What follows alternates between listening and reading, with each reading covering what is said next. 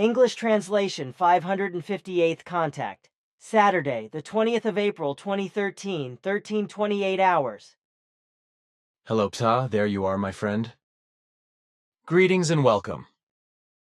Thanks. Greetings also to you. Are you feeling unwell because you seem to be in poor health?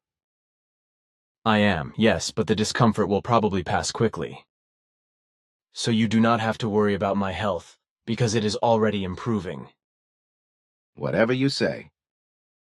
Then I would like to inform you that 4 days ago I checked the 3-monthly record of the control device.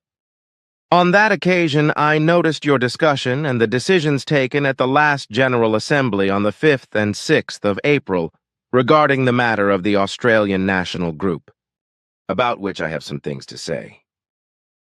But first we want to have a look at the pre-production of the photo book that Piero is working on. If you will please make an effort to write down what I have to say about it. Okay, here is paper and is also a pen. Look here. This is the one Piero is working on. With the mouse, you can simply scroll page by page and look at everything. You can sit on my armchair while I use the sofa and write down your writing instructions. Thanks. After about 45 minutes, I am very satisfied with this work done by Piero, and I am also really pleased with it. It will be a good book. I think so too.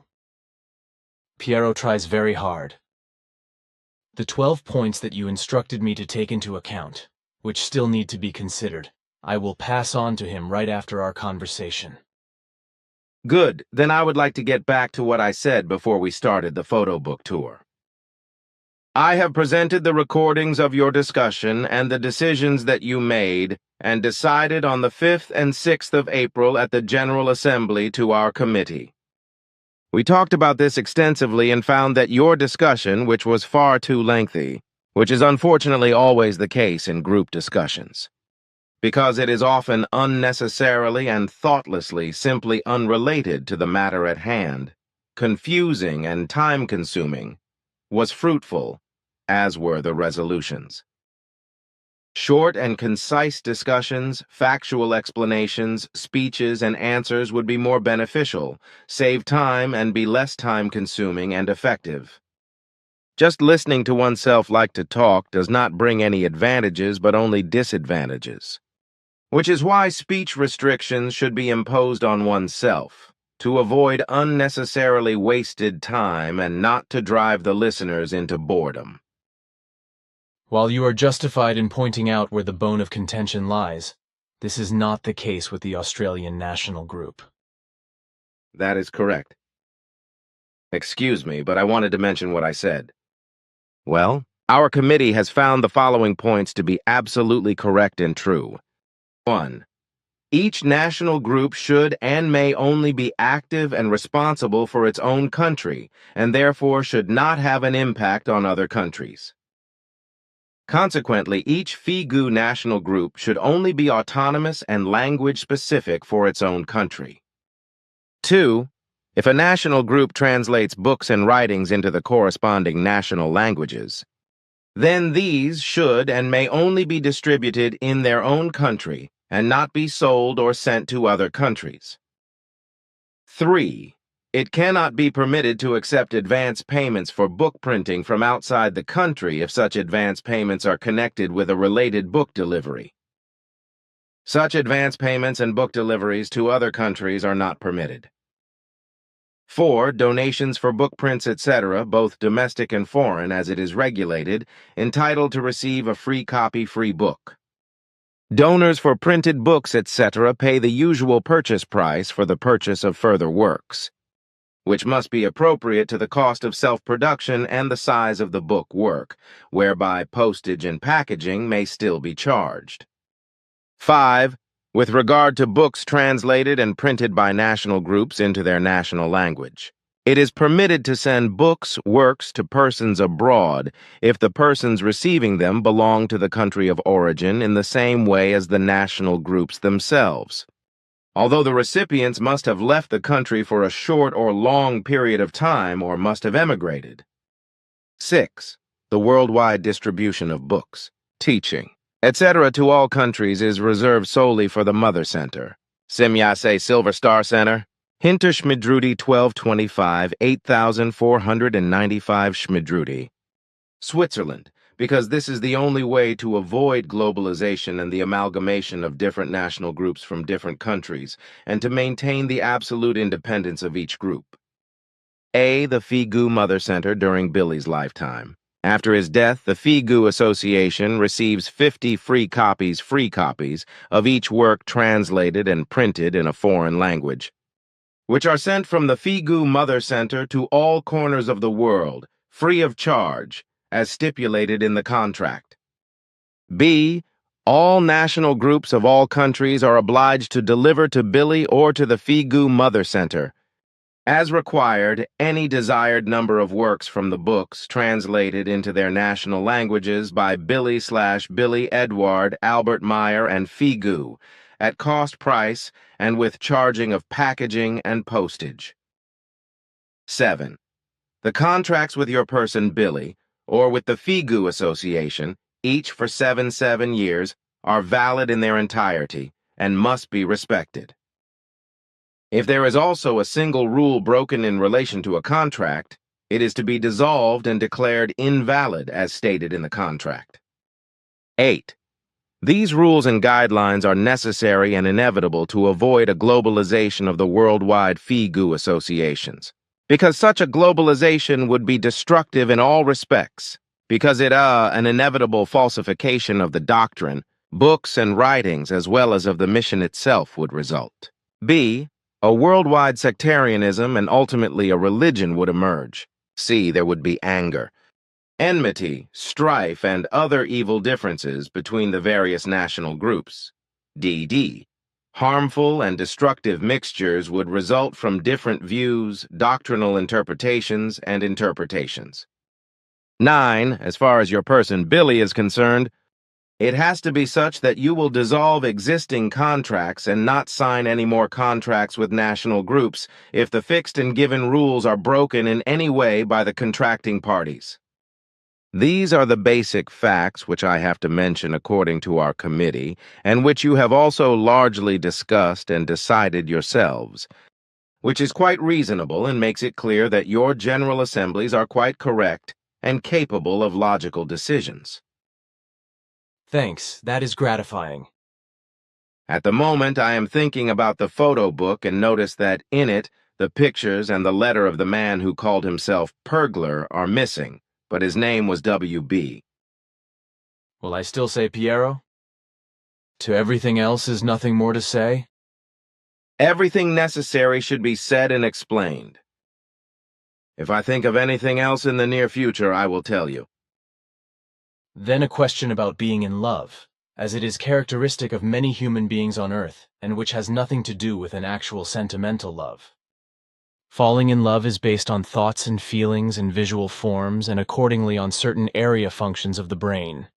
And all these factors together create an addiction that can last for weeks and months, and under certain circumstances even for a year or more.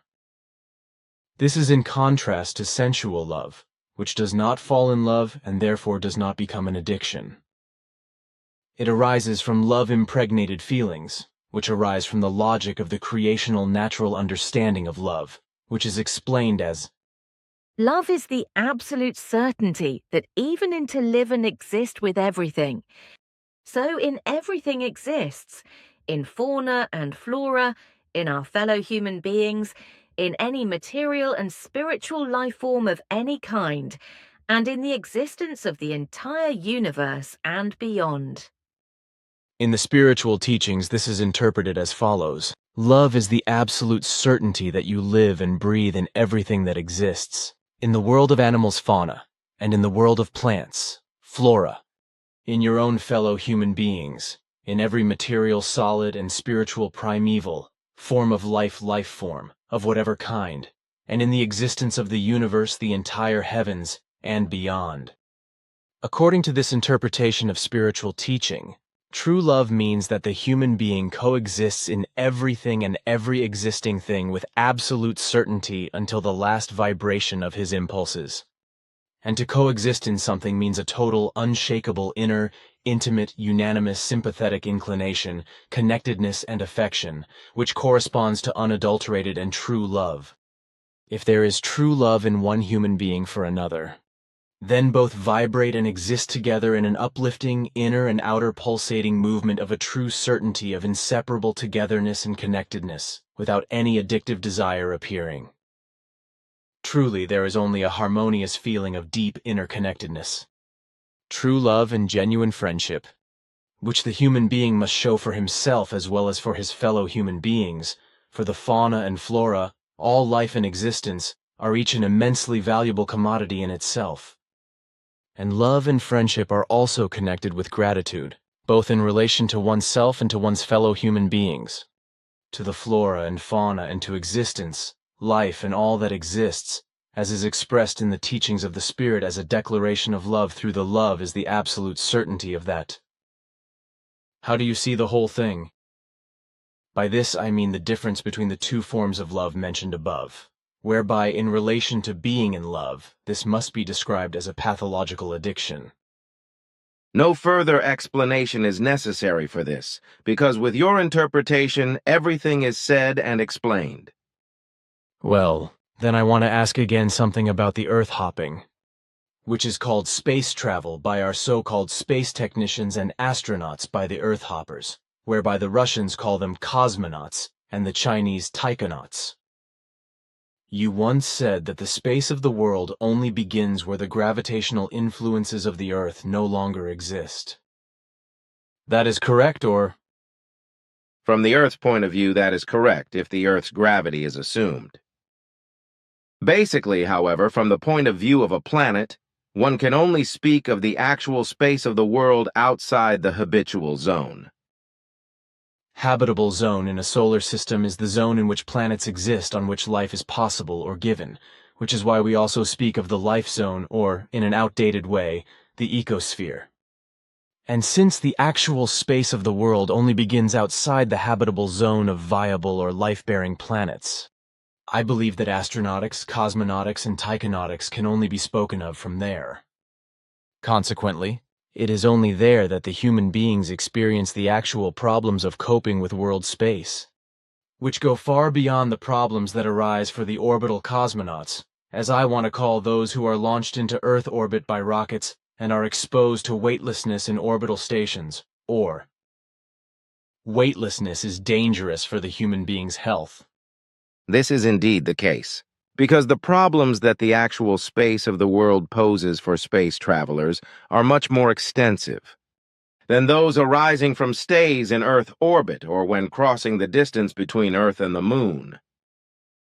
The basic condition for space travel inevitably requires the mastery of gravity, so that appropriate spaceflight devices must be equipped with devices that give them their own gravity. Without a spacecraft having its own gravity, which protects space travelers from weightlessness, they suffer life-threatening organic changes, which lead to death. Long-term weightlessness in Earth orbit alone is harmful to the human being's health because severe organic changes occur in the body, including brain shrinkage, etc. So without a spaceship or any space vehicle having its own adequate gravity, which must be produced by apparatus and equipment, etc., to protect the human being from weightlessness, effective space travel is not possible? If there is no gravity in a spaceship, then in the long run, health damage will occur, which also leads to death. That is correct. Mastering gravity is a fundamental requirement, but so is mastering and neutralizing the effects of the acceleration forces inside and outside the spacecraft. You are probably referring to the acceleration forces which, on the one hand, do not create any pressure forces for the human being inside the spaceships, and which, on the other hand, can distort the material on the outside. Yes, but I am not allowed to talk about how these forces are neutralized. But it is correct that you absorb these forces with your technical possibilities? Yes, that is correct. Acceleration forces or acceleration pressure is, according to my understanding, the force that occurs as a result of inertia on free-moving bodies in accelerated systems. At least that is how I learned it. It is the force with which the human being in a vehicle, aircraft or rocket, for example, is pressed into a seat against the direction of travel or flight during each phase of propulsion or braking, or torn forward in the same direction as the direction of travel. Because I wanted to address this question to you, I copied something from the internet. Look here. Often the magnitude of the total acceleration of a carrier system is also given in units of acceleration due to gravity. From this number, you can then read directly how many times its weight a body feels during an acceleration phase. The acceleration tolerance of the human being is very different from person to person and depends on the respective constitution as well as the duration and direction of action of the pressure. For example, a healthy pilot can tolerate 15 G-fall ejection seat, that is to say 15 times the acceleration due to gravity for a short time. In the first capsules of the Mercury program, 7G occurred during ascent shortly before the end of the burn, and up to 11G during the steep return. The latter corresponds to an acceleration of about 108 m/s, which also occurs if a vehicle were to be braked from 100 km/h to 0 in 0.26 s. On the Space Shuttle, the maximum acceleration during launch was limited to 3G and during re-entry to 1.5G. In order to get used to high-pressure forces that occur for a short time, every space flight training includes a compatibility test in large centrifuges that generate centrifugal force. This is correct so far, but I do not want to talk about it. What I have been thinking about in the meantime is the 9 points discussed in the guidelines concerning the national groups. I would like to raise the following 2 points. 10. Under no circumstances should it be permitted for national groups to engage in language translation activities in a cross-national manner with other national groups. A national group should only carry out translation work in its own national language and should not mix up expressions, terms, and words that are foreign to its own language. It is unacceptable that the infant language of English should be made even more incomprehensible by mixing it. With other types of English incomprehension for this inadequate language is the fundamental factor in favor of this measure in this respect. In case of doubt, the FIGU Mother Center SSSC will provide suitable and appropriately correct expressions, terms, and words, as recognized by us and by Billy Edward Albert Meyer as correct. 11. It is of fundamental urgency that not predominantly inadequate translations into other languages are made, but that in each national group the effort is made to learn the German language orally and in writing, and to maintain and also disseminate both in an appropriate manner. Only with the German way of speaking and writing is it possible to understand the teaching of truth, teaching of the Spirit, teaching of life correctly, and also to comprehend it according to the understanding, because outside of the languages German and Swiss German, all languages existing on Earth are absolutely inadequate in every respect with regard to correct interpretations. If further necessary explanations are required, inform Florena, after which she can inform me as usual. I will do. Surely the explanations, guidelines and instructions given will not be the last ones, because in the things mentioned, Earth humans still lack understanding of them, due to the subsequent intellectual correctness. That is probably the case, because the Earthlings have their own logic. A somewhat strange one, I would say. And because that is so, they are also unable to understand many things and are of the wrong opinion that their incorrect ways of thinking and acting are correct. But this is nothing more than a confused faith, which leads to dogmatism, discord, and strife, as well as to hatred, fanaticism, and war. This is a fact that has been evident among Earth humans for thousands of years, again and again and up to the present day, but which will also be proved long into the future. Out of all this illogicality, it is not understood that a correct order must be established and maintained if something is to really flourish and bring the desired benefit. And such an order must also be created by Figu with regard to the mission and the spreading of the teaching of truth. Teaching of the spirit, teaching of life, including the creation of the national groups, which have to order themselves according to the instructions given to them. And only when they do this can there be a guarantee that everything will develop and be fulfilled in a free and valuable framework. This, however, requires that there is one head, the Figu Mother Center, and all the subheads, the national groups, which remain absolutely autonomous and sovereign in their own country, but which freely form a unit with the Figu Mother Center SSSC of Lucerne, which only gives the instructions and guidelines which serve the general existence and progress of all but which have to implement everything independently under their own direction and responsibility. This is the only way to avoid a fruitless and damaging globalization as well as a sectarian and religious system. And it is also important that no human being is lifted onto a throne, who, how, and whatever it may be, because the only thing that matters is the teaching that is to be spread and learned and implemented. Your words are good, thanks. It is only to be hoped that they will be fully understood and accepted. That will prove to be the case. But now it is time for me because other tasks are calling me. Farewell, Edouard, dear friend, and goodbye. Goodbye, my friend, and take care, Ptaah.